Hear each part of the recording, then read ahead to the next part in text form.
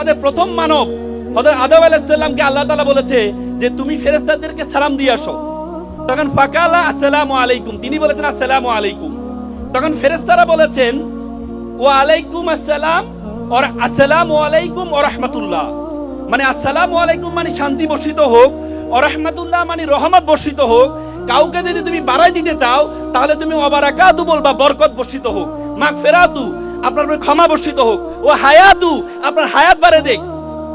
তার মানে তুমি যদি কেউ যদি তোমাকে সালাম দেয় তুমি তার দ্বিগুণ দ্বিগুণ চতুর্থ গুণ পর্যন্ত তুমি দিতে পারবা। তার মানে এত সুন্দর ইউনিকনেস। এবং আল্লাহ তাআলা তার রাসূলদেরকে সূরা আস-সাফফাতে তিনি বলেছেন সালামু আলা মুসা ওয়া হারুন। তিনি মুসা আলাইহিস সালাম এবং হারুন আলাইহিস সালামকে সালাম দিয়েছেন।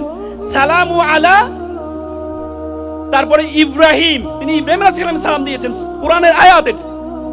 তার মানে সালামের মতো একটা ইউনিকনেস এটি পৃথিবীর আর কোনো সম্ভাষণে নেই। এজন্য যখনই তোমাদেরকে সালাম দিবে মানে শান্তি বর্ষিত হোক, তখন তোমরা চমৎকার করে এই সালামের উত্তর দিবা। পারবা তো ইনশাআল্লাহ?